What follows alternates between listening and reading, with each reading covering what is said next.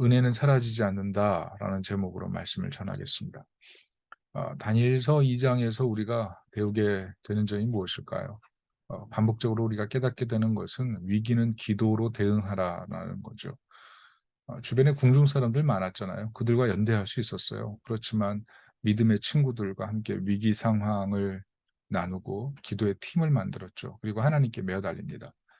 여러분, 우리에게 기도는 어떤 위치인가요? 기도에 앞서서 내 감정, 내 방법, 그게 항상 우리의 기도를 방해하진 않나요? 아마 현대인들에게 기도만큼 덜 실제적이고 덜 생산적인 방법처럼 보이는 것은 없을 겁니다. 모일 때 기도만큼 가장 현실적이고 영혼을 가장 위로하는 무엇보다 하나님의 약속이 있습니다. 위기 상황에 기도하라고 명령하셨죠. 시편 91편 15절에 그가 내게 간구하리니 내가 그에게 응답하리라. 그들이 환난 당할 때에 내가 그와 함께하여 그를 건지고 영화롭게 하리라. 이렇게 말씀했어요. 이사야 58장 9절에는 내가 부를 때에 나 여호와가 응답하겠고 내가 부르짖을 때에는 내가 여기 있다 하리라 했죠. 또 요한복음 15장 7절에 우리가 참 잘 알고 고마워하고 은혜로운 말씀 있죠. 너희가 내 안에 거하고 내 말이 너희 안에 거하면 무엇이든지 원하는 대로 구하라. 그리하면 이루리라.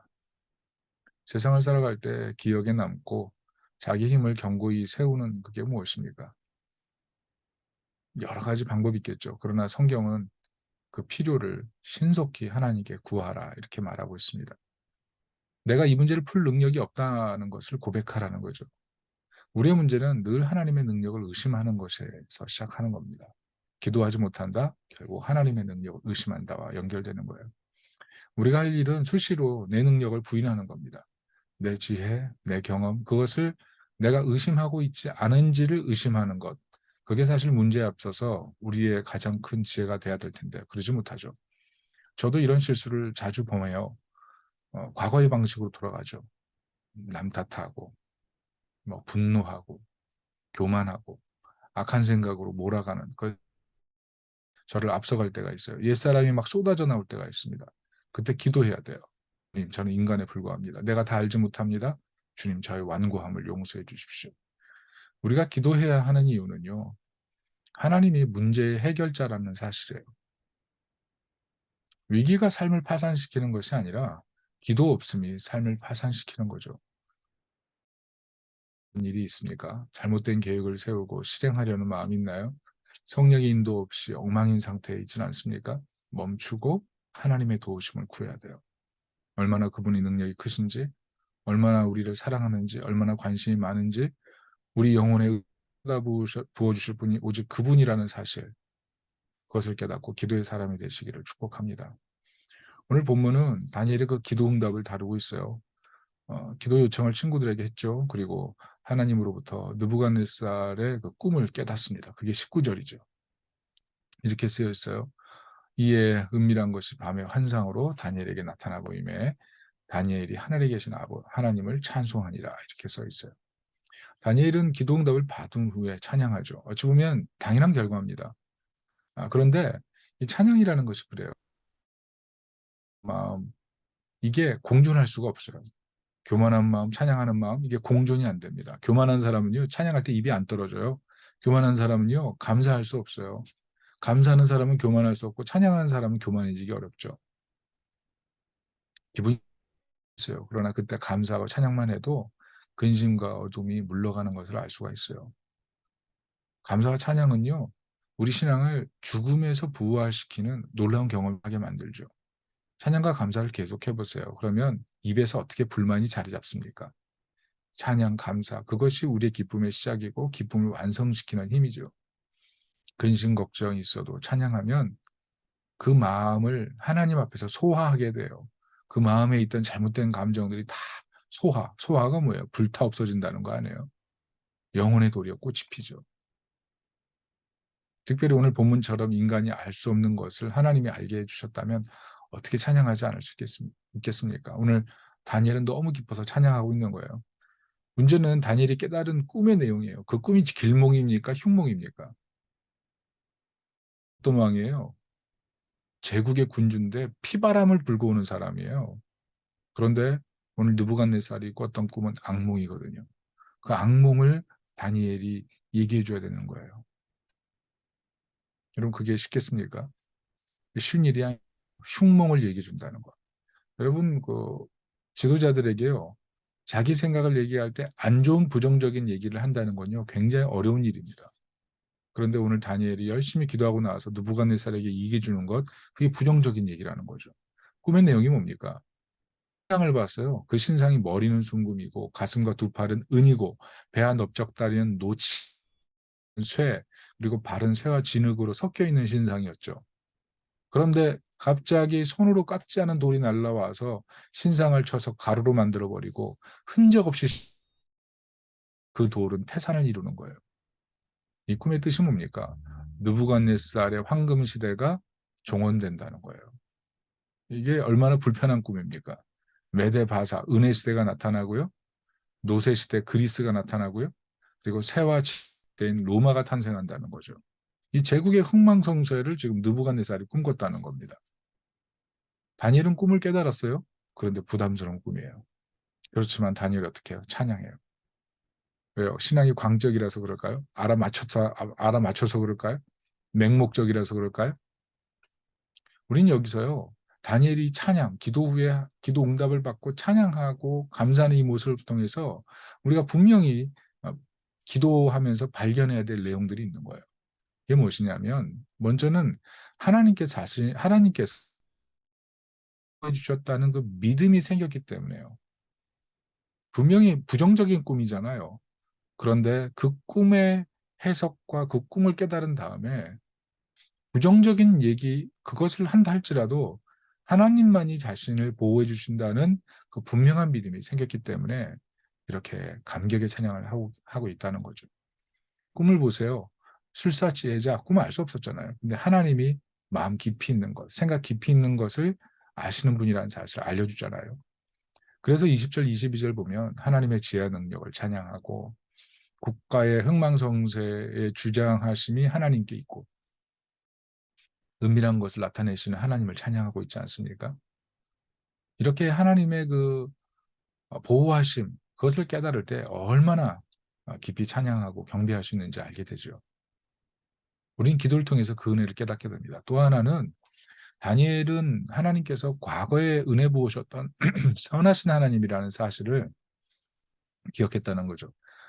여러분 아시다시피 다니엘서 1장에 어떤 얘기가 나옵니까? 다니엘과 세 친구가 믿음으로 기도하잖아요. 왕보다 더 크신 왕이신 하나님만을 섬기기로 결심하고 뭘 해요? 왕의 진미를 거부하지 않습니까? 결국 하나님께 더 뛰어난 지혜를 받죠. 더 뛰어난 용모를 받고. 다니엘은 그 일을 기억하고 지금도 역사하시는 하나님, 지금도 일해주시는 선하신 분, 그분을 발견하고 감사하고 있는 거죠. 23절에 보면 뭐라 그래요? 나의 조상들의 하나님이여라 그러잖아요. 무슨 말이에요? 하나님께서는 조상 때부터 선하신 하나님이셨다는 것을 말씀하고 있는 거예요. 자기 눈앞에 하나님의 선하심을 다시 한번 발견하면서 그 발견함을 감사할 때 이 조상들 때부터 하나님께서 일하셨다는 것들을 다 기억하면서 너무나 기뻐서 찬양하는 거죠. 아브라함 때 나타나신 하나님, 100세 때 아이를 주시고 이사에게 리브가 주시고 야곱에게 12족장 주시고 요셉에게 나라를 맡기시고 그런 하나님. 여호수아 때는 어떻습니까? 하나님께서 여호수아에게 나타나셔서 모세 때 일하신 하나님을 기억하도록 나타나셔서 마음을 강하고 담대히 하고 있지 않습니까? 하나님께서는요, 늘 하나님의 신실하심을 알리시고 우리가 아무리 고통이 있을지라도 하나님이 채워주신 손길 그것을 기억하게 하시는 분이세요. 그래서 다시 힘을 내서 용기를 내서 하나님을 향해 나가고 문제를 향해 담대하게 나가게 만들어 주신다는 거죠. 과거의 하나님의 은혜를 기억하는 것, 그게 중요한 거예요. 오늘 하나님께서는 그 일을 행하셨고 다니엘에게 담대한 마음을 주셔서 부정적인 얘기지만 느부갓네살 앞에 담대하게 나가게 만든 거죠. 마지막으로 세 번째는 다니엘이 하나님을 찬양한 이유가 뭡니까? 열국을 먼지처럼 흩어지게 만드는 능력, 그것이 세상에 온다는 거죠. 그 능력이 하나님이라는 거죠. 보십시오. 다니엘은 지금 노예 상태, 민족이 노예 상태예요. 나라는 사라졌고 생명은 언제 사라질지 모르는 바람 앞에 촛불이죠. 미래는 암담해요. 그런데 손대지 않은 돌을 통해서 말씀하시는 내용이 뭡니까? 제국의 흥망성쇠가 하나님께 있다. 그 얘기 하시는 거 아니겠습니까? 세계의 역사의 주인이 하나님이라는 거예요. 무슨 말입니까? 하나님이 미래예요. 하나님이 미래의 역사의 주인이고 역사의 미 하나님이 내일이시고 역사의 주인공이라는 사실이죠. 그래서 우리는 이 하나님을 너무 현재적으로만 바라보면 안 됩니다. 현실을 현실로만 바라보면 돼요. 제임스 답슨이 그런 얘기를 했어요. 사랑은 일시적인 심취가 아니고 장기간의 시간을 요한다. 그런 얘기를 했어요. 일시적인 심취로 보면 사랑은 엉망이에요. 갈등이 있으면 사랑이 아니니까요. 그러나 긴 시간 안에서 보면 사랑이 발견되잖아요. 우린 꼭 사랑의 반쪽, 갈등의 모습, 이 반쪽 나버린 사랑, 갈등이 도출되는 그런 상황을 보면 그것으로 모든 걸 평가하려고 그래요. 그런데 갈등은요, 사랑이 없어진 것이 아니에요. 좀 더 긴 시간이 지나면 사랑이 완성되는 거죠. 하나님의 성격도 마찬가지입니다. 눈앞에 고난으로 현재가 해석된다 할지라도 하나님은 미래의 하나님이에요. 그래서 하나님의 은혜는 사라지지 않아요. 현재의 고난으로 모든 것을 해석하는 것이 아니라 하나님은 미래의 주인이신 거죠. 현재가 아무리 사막 같고 광야 같고 서운한 일이 많고 그러나 하나님은 미래예요. 미래를 아름답게 만드시는 분이에요. 현실을 바라보는 눈으로 미래까지 해석해서 부정적으로 만들 필요는 없는 거죠. 무엇보다 손대지 않은 돌이 의미하는 게 무엇입니까? 가장 흠모할 것이 없는 존재가 와서 세상의 어떤 제국도 이기지 못하는 가장 뛰어난 능력을 보여준다는 거죠. 그 능력이 새로운 세상을 만든다는 것입니다. 누구를 말하는 거예요? 예수님을 의미하는 거죠. 전혀 아름답지 못한 모습으로 세상에 와요. 그러나 모든 나라보다 뛰어난 나라를 만들죠. 모든 능력보다 뛰어난 능력의 소유자가 되시죠. 모든 이름보다 뛰어난 이름이 되시잖아요. 성경은 이처럼 장차 미래 오실 그리스도께서 진정한 구원자이심을 여러 방식으로 알려주고 있는 거예요. 결국 본문이 얘기하고 있는 게 무엇입니까? 현재만 바라보지 말고 미래를 보라는 거예요. 시선을 돌리라는 거예요. 하나님께 시선을 두라는 거예요. 하나님이 하실 일들을 기대하라는 거예요. 믿음으로 미래를 보라는 거예요. 현재를 절망으로 해석하지 말고 그 앞에 하나님이 일하실 것을 기대하라는 거죠. 어제 제 친구의 장모님께서 돌아가셔서 장례 예배를 인도했습니다. 장인어른, 장모님이 아니다. 장인어른. 어, 예수님 안 믿으셔서 전도했었죠. 2년 전이에요. 제가 전도했던 게 병상세례 주고 돌아가셨어요. 교회도 잘 못 다니시고 해서 제가 음, 가서 장례식을 치러 드렸습니다. 그런데 그 따님이 그런 얘기를 하시더라고요. 돌아가시기 전에 찬양을 오랫동안 틀어드렸는데 그 옆에 앉아서 아버님 손 붙잡고 하나님 품에 꼭 안기시라고 그러면서 믿음을 가지시라고 했을 때 분명히 아버님이 무의식 상태였는데도 불구하고 갑자기 그 얘기를 하니까 딸의 손을 아주 굳건하게 손을 잡으셔서 깜짝 놀라셨다는 거예요. 무슨 말입니까? 믿음이 있는 거죠. 믿음을 붙드신 거죠. 이분이 예수님께로 돌아올 줄은 그 사위도 그렇고 딸도 그렇고 상상도 못한 거예요. 그런데 뿌려진 복음의 씨앗이 결실로 나타난 거죠. 무의식 가운데서도 붙들고 있는 그 믿음, 그게 진짜 능력 아닙니까? 그러므로 여러분 현재를 바라보지 말고 미래를 바라봐야 돼요. 현재를 바라보면 낙심할 일밖에 없습니다. 그런데 하나님은요, 미래의 하나님이세요. 미래가 하나님께 속해 있는 거예요. 다니엘은 이것을 발견하고 하나님을 찬양하고 있는 거예요. 찬양할 이유가 없을 때가 얼마나 많습니까? 그런데 그때마다 기도하면서 하나님이 우리의 미래입니다. 하나님의 은혜는 사라지지 않습니다. 이것을 믿음으로 고백하기를 축복합니다. 우리에게는요, 하나님을 찬양하지 않을 이유가 존재할 수가 없는 거예요.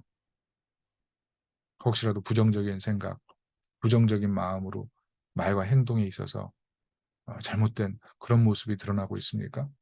다시 기도하고 다시 찬양하며 사라지지 않는 하나님의 은혜를 붙들으시기를 바랍니다. 말씀의 결론을 맺습니다. 우리의 습관이 우리의 가치관을 형성합니다. 말과 행동이 믿음이 돼야 되고요. 말과 행동을 통해서 새로운 습관을 만들어야 되고요.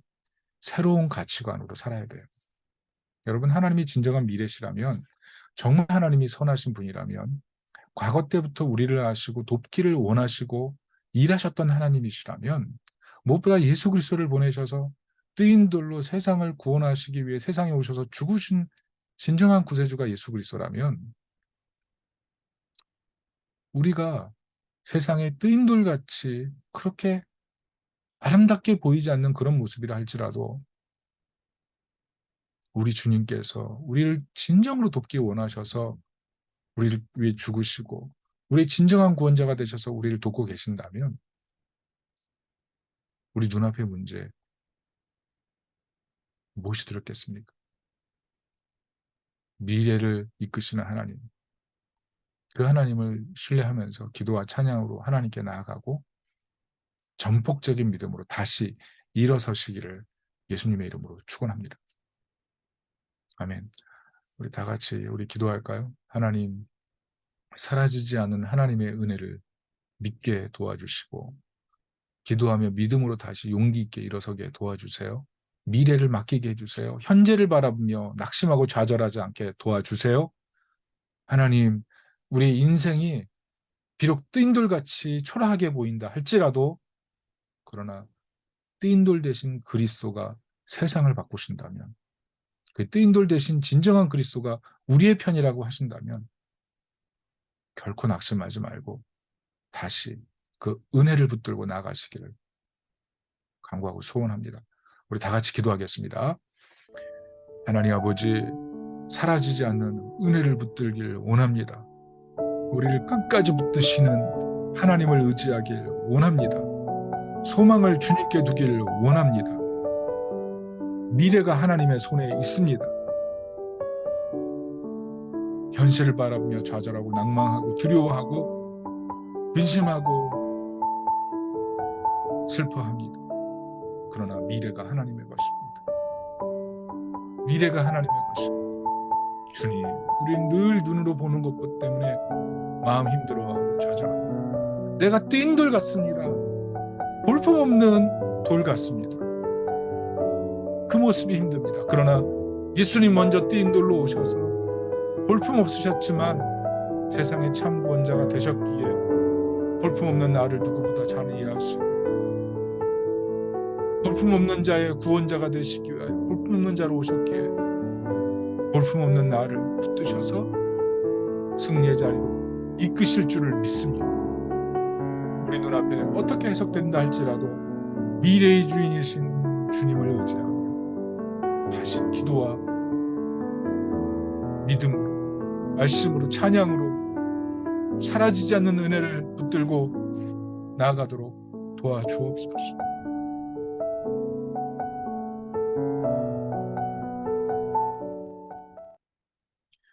하나님, 우리 믿음이 얼마나 얄팍한지요. 늘 현재밖에 못 봅니다. 그러나 미래의 주인이 하나님이십니다.